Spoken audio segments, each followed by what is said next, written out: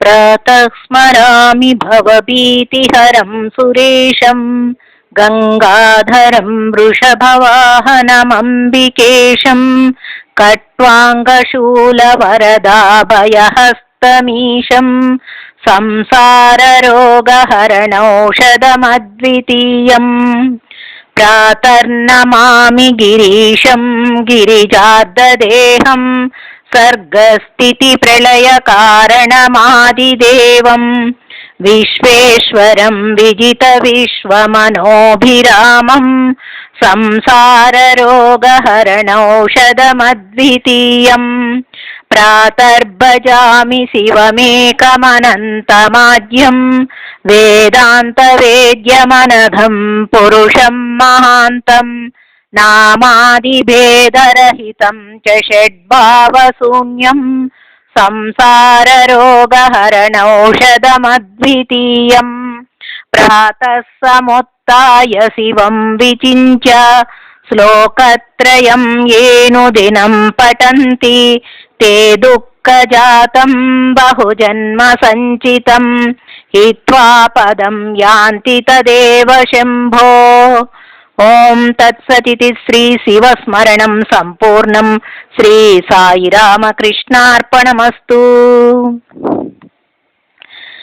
रत्नैः कल्पितमासनं हिमजलैः स्नानं च दिव्याम्बरं नानारत्नविभूषितं मृगमदामोदाङ्कितं चन्दनं जाजी चम्पकबिल्वपत्ररचितं पुष्पं च धूपं तथा दीपं देवदयानिधे पशुपते हृत्कल्पितं गृह्यताम् सौवर्णे नवरत्नकण्डरुचिरे पात्रे घृतं पायसं भक्ष्यं पञ्चविधं पयोधधियुतं रम्भाफलं पानकं शाकानामयुतं जलं रुचिकरं कर्पूरकण्डोज्ज्वलं ताम्बूलं मनसा मया विरचितं भक्त्या प्रभो स्वीकुरु चत्रं चामरयोर्युगं व्यजनकं चादर्शकं निर्मलं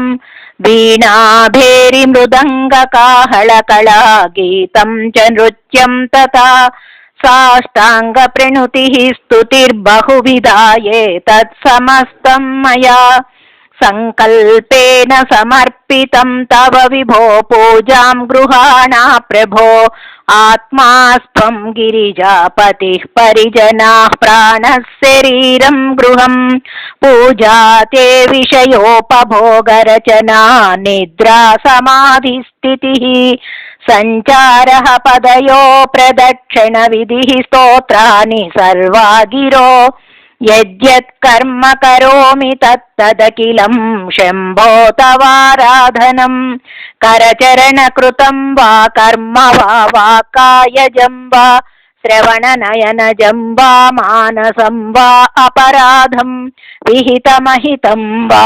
सर्वमेतत्क्षमस्व शिव शिव करुणाब्दे श्रीमहादेव शम्भो। ओं तत्सदिति श्रीमच्छङ्कराचार्य विरचितं शिवमानस पूजा स्तोत्रं सम्पूर्णं। श्री साई रामकृष्णार्पणमस्तु।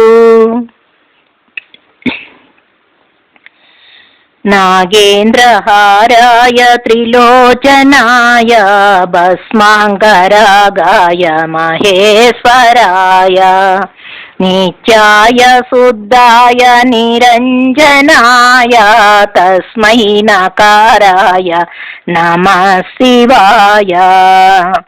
मन्दाकिनी सलिलचन्दनचर्चिताय नन्दीश्वर प्रमदनाद महेश्वराय मन्दारमोक्य बहुपुष्पसुपूजिताय तस्मै मकाराय नमः शिवाय। शिवाय गौरीवदनाब्ज बृन्दा सूर्याय दक्षध्वरनाशनाय श्रीनीलकण्ठाय वृषभध्वजाय तस्मै सीकाराय नमः शिवाय। वसिष्ठकुम्भोद्भव गौतमादि मुनीन्द्रदेवार्चितशेखराय चन्द्रार्कवैश्वानरलोचनाय तस्मै वकाराय नमः शिवाय। यक्षस्वरूपाय जटाधराय पिनाकहस्ताय सनातनाय सुदिव्यदेहाय दिगम्बराय तस्मै यकाराय नमः शिवाय। पञ्चाक्षरमिदं पुण्यं यः पठेत् शिवसन्निधौ शिवलोकमवाप्नोति शिवेन सह मोदते। ओम तत्सदिति श्री शिव पंचाक्षरी स्तोत्रम संपूर्णम्। श्री साई रामकृष्णार्पणमस्तु। मनोबुद्ध्यहंकार चित्तादीनाहं न श्रोतं न जिह्वा न च घ्राणनेत्रे न च व्योम भूमिर्न तेजो न वायु चिदानन्दरूपा शिवोऽहं शिवोऽहं। न च प्राणसंज्ञो न वै पञ्चवायुर्न वा सप्तधातु न वा पञ्चकोश न वा पाणिपादौ न चोपस्थपायु चिदानन्दरूपा शिवोऽहं शिवोऽहं। न मे द्वेषरागौ न मे लोभमोहौ मदो नैव मे नैव मात्सर्यभाव न धर्मो न चार्दो न कामो न मोक्ष चिदानन्दरूपा शिवोऽहं शिवोऽहम्। न पुण्यं न पापं न सौख्यं न दुःखं न मन्त्रो न तीर्थं न वेदा न यज्ञ अहं भोजनं नैव भोज्यं न भोक्ता चिदानन्दरूपा शिवोऽहं शिवोऽहं। न मृत्युर्न शङ्का न मे जातिभेद पिता नैव मे नैव माता न जन्म न बन्धुर्न मित्रं गुरुर्नैव शिष्या चिदानन्दरूपा शिवोऽहं शिवोऽहम्। अहं निर्विकल्पो निराकाररूपो विभूत्वाच्च सर्वत्र सर्वेन्द्रियाणां न चानं गतं नैव मोक्तिर्न मेया चिदानन्दरूपा शिवोऽहं शिवोऽहम्। ओम तत्सदिति श्रीमच्छंकराचार्य विरचितं निर्वाणषट्क स्तोत्रं समाप्तं। श्री साई रामकृष्णार्पणमस्तु।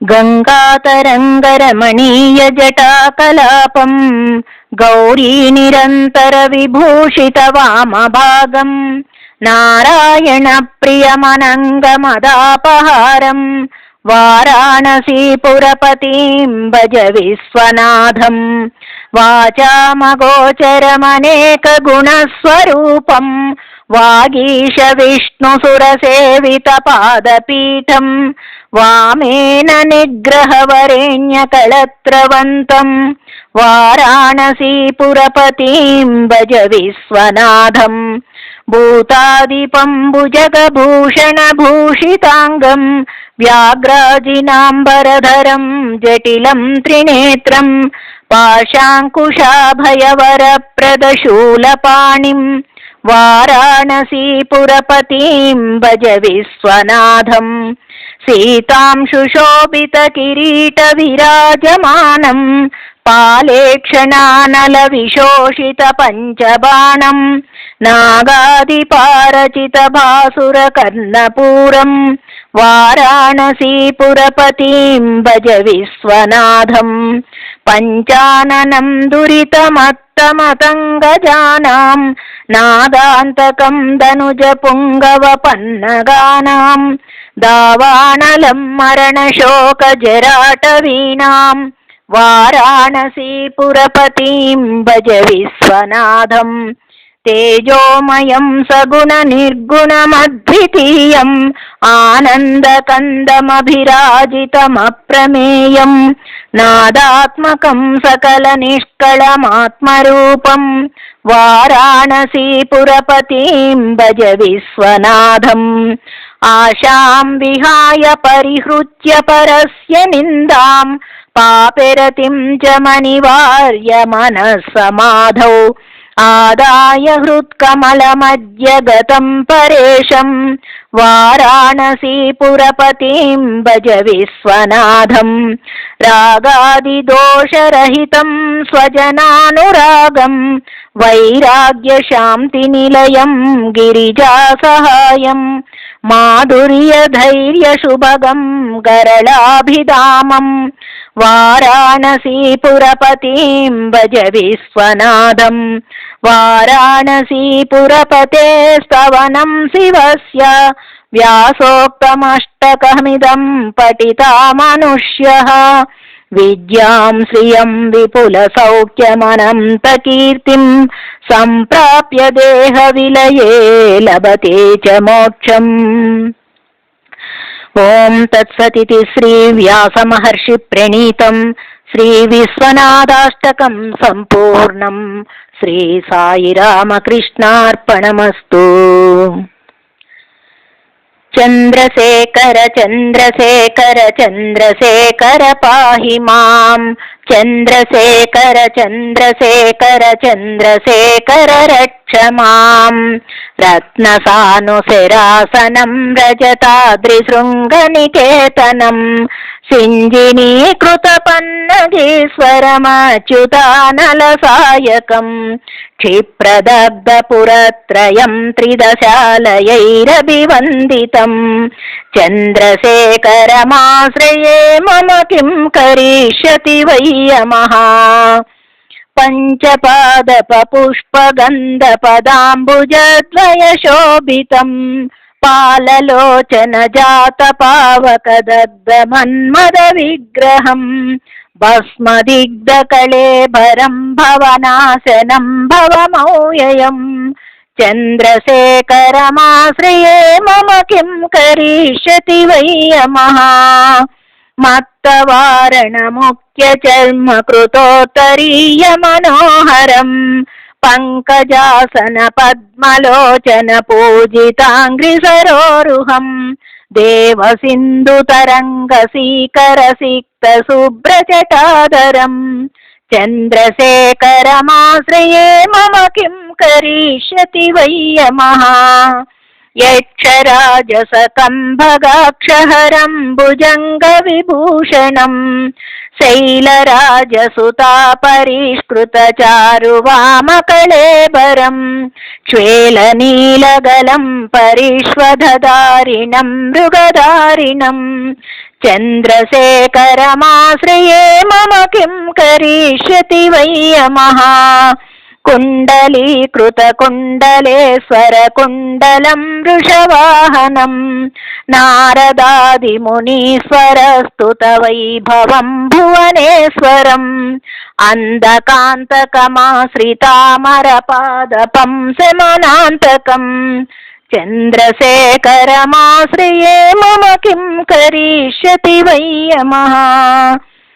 देशजं भवरोगिणामखिलापदामपहारिणं दक्षयज्ञविनाशनं त्रिगुणात्मकं त्रिविलोचनं भुक्तिमुक्तिफलप्रदं सकलागसङ्गनिबर्हणं चन्द्रशेखरमाश्रये मम किं करिष्यति वै यमः। भक्तवत्सलमर्पितं निधिमक्षयं हरिदम्बरं సర్వభూతపతిం పరాత్పరమప్రమేయమనోత్తమం సోమవారుణభూహుతాశన సోమపానిలకాకృతిం చంద్రశేఖరమాశ్రయే మమ కిం కరిష్యతి వై యమః విశ్వసృష్టివిధాయినం పునరేవ పాలన తత్పరం సంహరం తమపి ప్రపంచమశేషలోకనివాసినం క్రీడయంతమహర్నిశం గణనాదయూధ సమన్వితం చంద్రశేఖరమాశ్రయే మమ కిం కరిష్యతి why M మృత్యుభీతి Mrikandu soon కృతస్తవం Shiva సన్నిధౌ యత్ర కుత్ర చ యః పఠేత్ నహి తస్య మృత్యుభయం భవేత్ పూర్ణమాయురరోగతామఖిలార్థ సంపదమాదరం చంద్రశేఖర ఏవ తస్య దదాతి ముక్తిమయత్నతః మార్కండేయ కృతం స్తోత్రం యః పఠేత్ శివ సన్నిధౌ తస్య మృత్యుభయం నాస్తి సత్యం సత్యం వదామ్యహం. ఓం తత్సదితి శ్రీమాఘమాహాత్మ్యే శ్రీమార్కండేయ కృతం శ్రీచంద్రశేఖరాష్టకం సమాప్తం. సాయి రామకృష్ణార్పణమస్తు. ప్రభుం ప్రాణనాదం విభుం విశ్వనాదం జగన్నాథనాదం సదానందభాజం భవద్భవ్యభూతేశ్వరం భూతనాదం శివం శంకరం శంభుమీశానమీడే. గళైరుండమాలం తనౌ సర్పజాలం మహాకాళకాళం గణేశాదిపాలం జటాజూటగంగోతరంగైర్విశాలం శివం శంకరం శంభుమీశానమీడే. ముడామాకరం మండనం మండయంతం మహామండలం భస్మభూషాధరం తం అనాదిం హ్యపారం మహామోహమారం శివం శంకరం శంభుమీశానమీడే.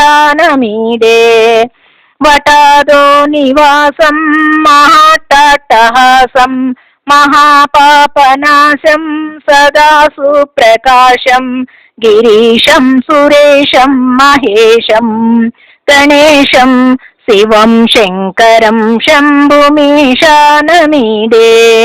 గిరీంద్రాత్మజా సంగృహీతార్ధదేహం గిరౌ సంస్థితం సర్వదా సర్పహారం పరబ్రహ్మ బ్రహ్మాదిభిర్వంద్యమానం శివం శంకరం శంభుమీశానమీడే. కపాలం త్రిశూలం కరాభ్యాం దదానం పదాంబోజనం రాయకామం దదానం బలివర్ధయానాం సురాణం ప్రదానం శివం శంకరం శంభుమీశానమీడే. శరశ్చంద్రగాత్రం గణానందపాత్రం త్రినేత్రం పవిత్రం ధనేశస్యమిత్రం అపర్ణాకళత్రం సదా సచ్చరిత్రం శివం శంకరం శంభుమీశానమీడే. హరం సర్పహారం చితాభూవిహారం భవం వేదసారం సదా నిర్వికారం శ్మశానే వసంతం మనోజం దహంతం శివం శంకరం శంభుమీశానమీడే. స్తవం యః ప్రభాతే నరశూలపాణే పఠేత్ సర్వదా భర్గసేవానురక్త సుపుత్రం ధనం ధాన్యమిత్రే కళత్రం విచిత్రై సమాసాద్య మోక్షం ప్రయాతి. ఓం తత్సదితి శ్రీ శివాష్టకం సంపూర్ణం. శ్రీ సాయి రామకృష్ణార్పణమస్తు. హే చంద్రచూడ మదనాంతక శూలపాణే स्थानो गिरीश गिरिजेश महेश शम्भो भूतेश भीतभयसूदन मामनादम् संसार दुःखगहना जगदीश रक्ष।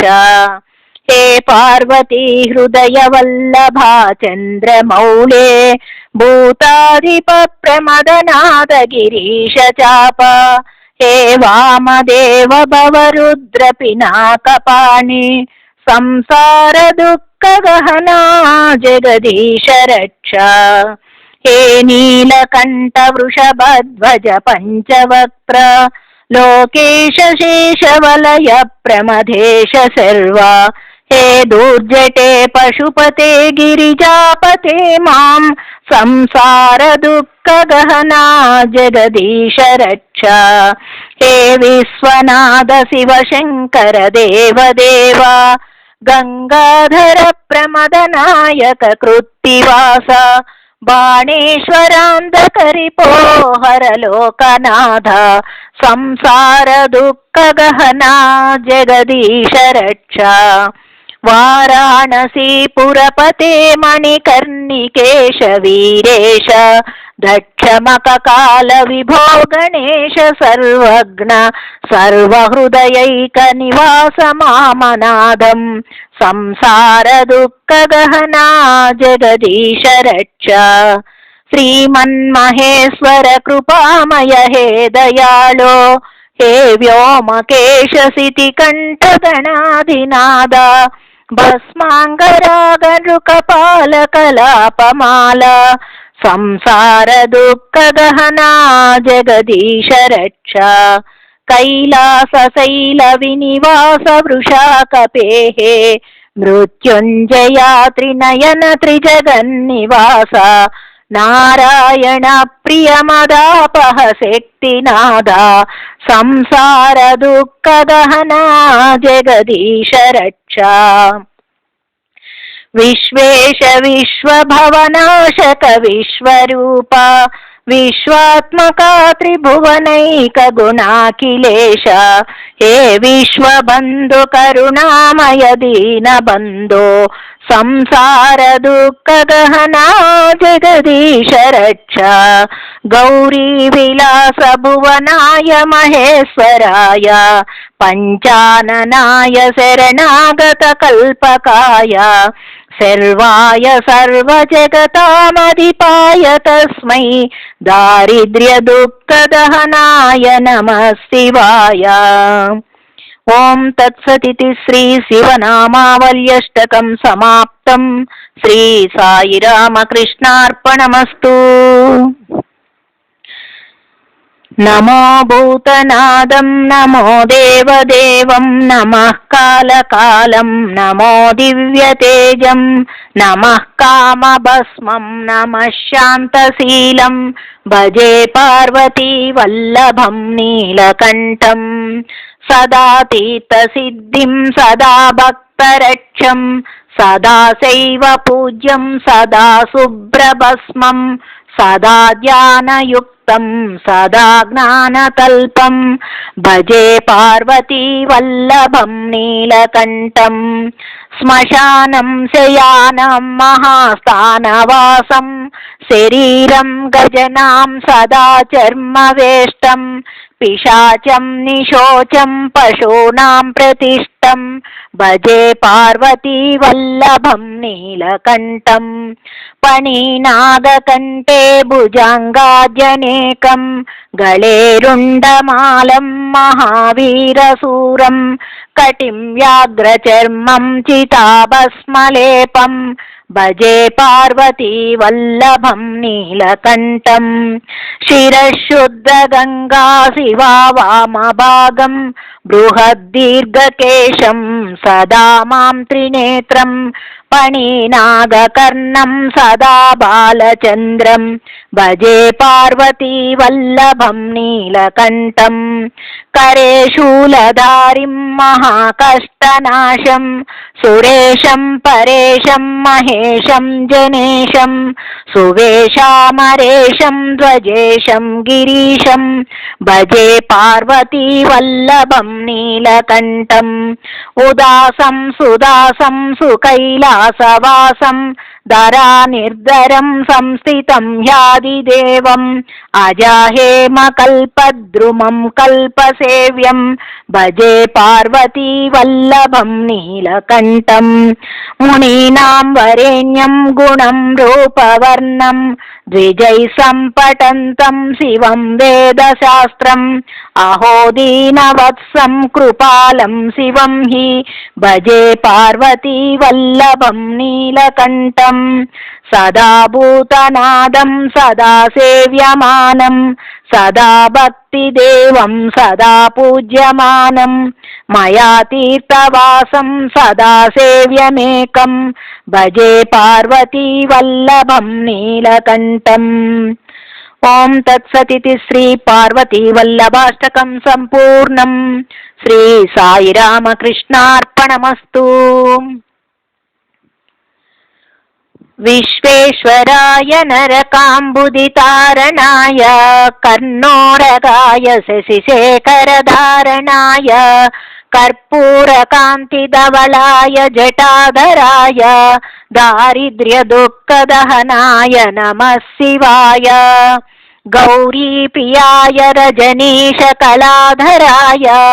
कालान्तकाय भुजगाधिपकङ्कणाय गङ्गाधराय गजराजविमर्दनाय दारिद्र्यदुःखदहनाय नमः शिवाय भक्तिप्रियाय भवरोगभयापहाय उग्राय दुःखभवसागरतारणाय ज्योतिर्मयाय गुणनामसुनृत्यकाय दारिद्र्यदुःखदहनाय नमः शिवाय चर्माम्बराय शिवभस्मविलेपनाय पालेच्छनाय मणिकुण्डलमण्डिताय मञ्जीरपादयुगलाय जटाधराय दारिद्र्यदुःखदहनाय नमः शिवाय पञ्चाननाय पणिराजविभूषणाय हेमांशुकाय भुवनत्रयमण्डिताय आनन्दभूमिवरदाय तमोपहाय दारिद्र्यदुःखदहनाय नमः शिवाय भानुप्रियाय भवसागरतारणाय कालान्तकाय कमलासनपूजिताय नेत्रत्रयाय शुभलक्षणलक्षिताय दारिद्र्यदुःखदहनाय नमः शिवाय रामप्रियाय रघुनाथवरप्रदाय नामप्रियाय नरकार्णवतारणाय पुण्येषु पुण्यभरिताय सुरार्चिताय दारिद्र्यदुःखदहनाय नमः शिवाय मुक्तेश्वराय फलदाय गणेश्वराय गीतप्रियाय वृषभेश्वरवाहनाय मातङ्गचर्मवसनाय महेश्वराय दारिद्र्यदुःखदहनाय नमः शिवाय वसिष्ठेन कृतं स्तोत्रं सर्वरोगनिवारणं सर्वसम्पत्करं शीघ्रं पुत्रपौत्रादिवर्धनं दारिद्र्यदुःखशमनं सर्वमृत्युनिवारणं त्रिसन्ध्यं यः पठेन्नित्यं स हि स्वर्गमवाप्नुयात्। ओम तत्सदिति श्री वसिष्ठ महर्षि प्रणीतं श्री दारिद्र्यदहन स्तोत्रं समाप्तम्। साई रामकृष्णार्पणमस्तु। నమామీశమీశాన నిర్వాణరూపా విభుం వ్యాపకం బ్రహ్మవేదస్వరూపం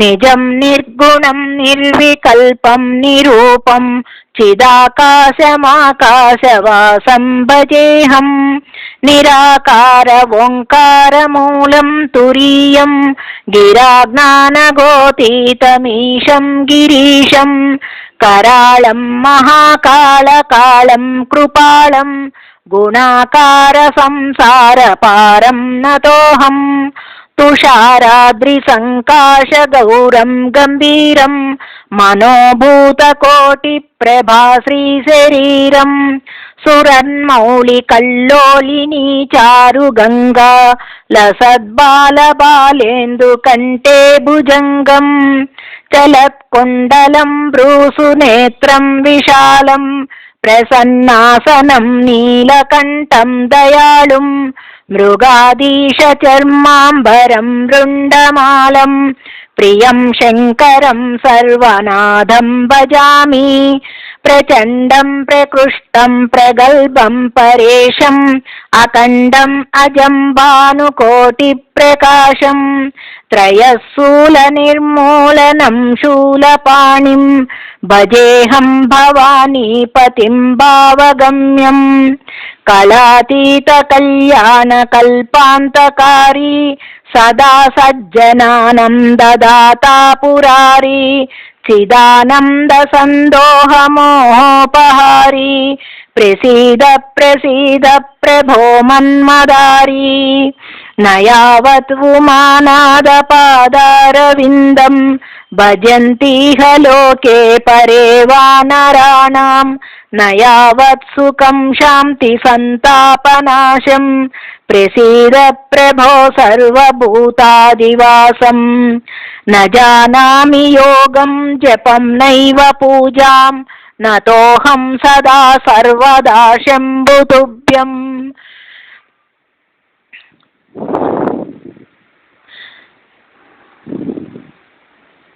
जरा जन्म दुःखौ गदादुभ्यमानं प्रभो पाहि आपन्नमामीश शम्भो। रुद्राष्टकमिदं प्रोक्तं विप्रेण हरतोषये यः पठन्ति नरा भक्त तेषां शम्भो प्रसीद माम्। ओम तत्सदिति श्री रुद्राष्टकं संपूर्णं। श्री साई रामकृष्णार्पणमस्तु। ब्रह्ममुरारिसुरार्चितलिङ्गं निर्मलभाषितशोभितलिङ्गं जन्मजदुःखविनाशनलिङ्गं तत्प्रणमामि सदा शिवलिङ्गम्। देवमुनिप्रवरार्चितलिङ्गं कामदहनकरुणाकरलिङ्गं रावणदर्पविनाशनलिङ्गं तत्प्रणमामि सदा शिवलिङ्गम्। सर्वसुगन्धसुलेपितलिङ्गं बुद्धिविवर्धनकारणलिङ्गं सिद्धसुरासुरवन्दितलिङ्गं तत्प्रणमामि सदा शिवलिङ्गम्। कनकमहामणिभूषितलिङ्गं पणिपतिवेष्टितशोभितलिङ्गं दक्षसुयज्ञविनाशनलिङ्गं तत्प्रणमामि सदा शिवलिङ्गम्। कुङ्कुमचन्दनलेपितलिङ्गं पङ्कजहारशुशोभितलिङ्गं सञ्चितपापविनाशनलिङ्गं तत्प्रणमामि सदा शिवलिङ्गम्। देवगणार्चितसेवितलिङ्गं भावैर्भक्तिभिरेव सलिङ्गं दिनकरकोटिप्रभासितलिङ्गं तत्प्रणमामि सदा शिवलिङ्गम्। अष्टदलोपरिवेष्टितलिङ्गं सर्वसमोद्भवकारणलिङ्गम् अष्टदरिद्रविनाशितलिङ्गं तत्प्रणमामि सदा शिवलिङ्गम्। సురగురు సురవర పూజితలింగం సురవణ పుష్ప సదార్చితలింగం పరాత్పరం పరమాత్మకలింగం తత్ప్రణమామి సదాశివలింగం. లింగాష్టకమిదం పుణ్యం పవిత్రం పాపనాశనం జ్ఞానసిద్ధికరం శుద్ధం సాక్షాన్మోక్షైక సాధనం. ఓం తత్సదితి శ్రీలింగాష్టకం సమాప్తం. శ్రీ సాయి రామకృష్ణార్పణమస్తు. త్రిదళం త్రిగుణాకారం త్రినేత్రం చ త్రియాయుధం త్రిజన్మ పాప సంహారం ఏకబిల్వం శివార్పణం. త్రిశాకై బిల్వపత్రైశ్చ అస్థిద్రై కోమలై శుభై శివపూజాం కరిష్యామి ఏకబిల్వం శివార్పణం. కాశీక్షేత్ర నివాసం చ కాలభైరవ దర్శనం ప్రయాగే మాధవం దృష్ట్వా ఏకబిల్వం శివార్పణం. సాలగ్రామశిలామేకాం జాతు విప్రాయయోర్పయేత్ సోమయజ్ఞ మహాపుణ్యం ఏకబిల్వం శివార్పణం. దంతికోటి సహస్రాణి వాజపేయ శతాని చ కోటి కన్యా మహాదానం ఏకబిల్వం శివార్పణం. పార్వత్యా స్వేదతోత్పన్నం మహాదేవస్య చ ప్రియా బిల్వవృక్షం నమస్యామి ఏకబిల్వం శివార్పణం.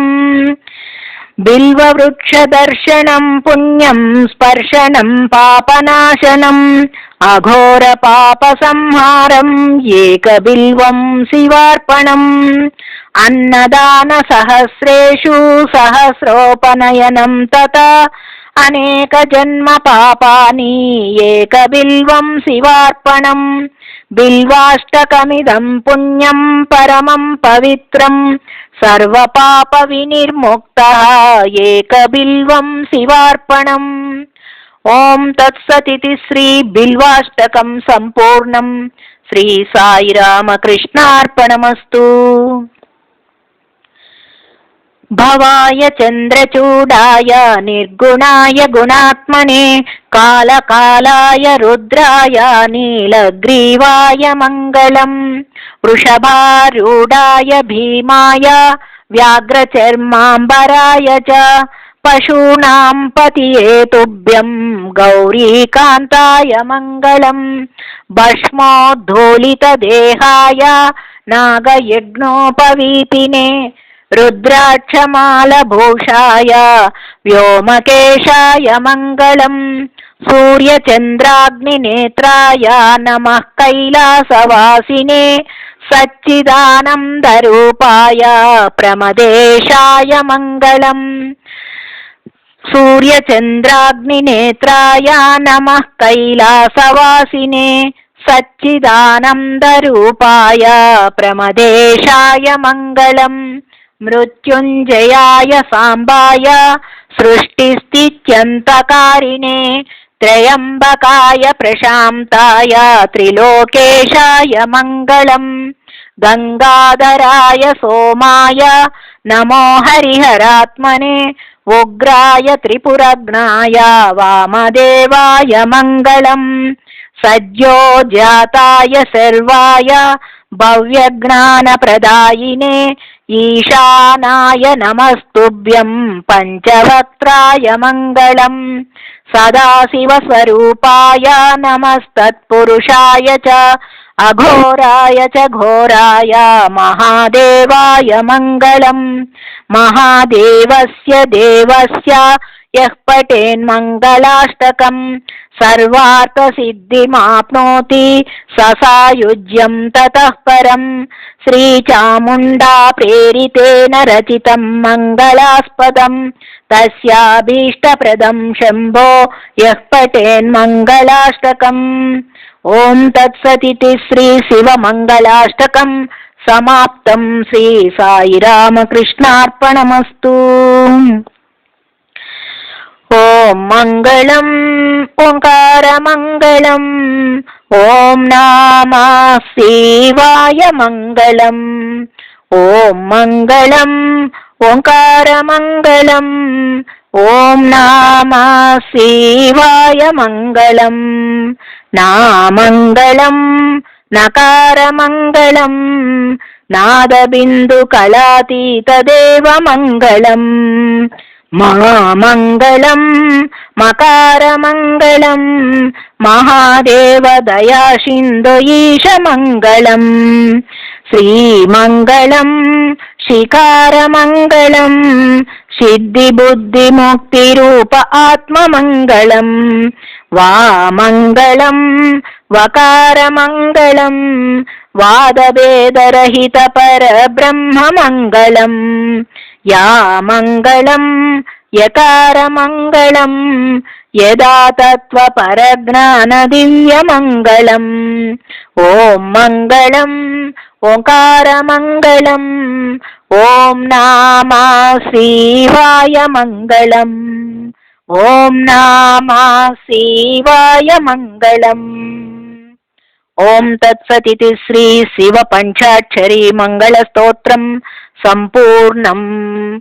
సర్వం శ్రీ సాయి రామకృష్ణార్పణమస్తు.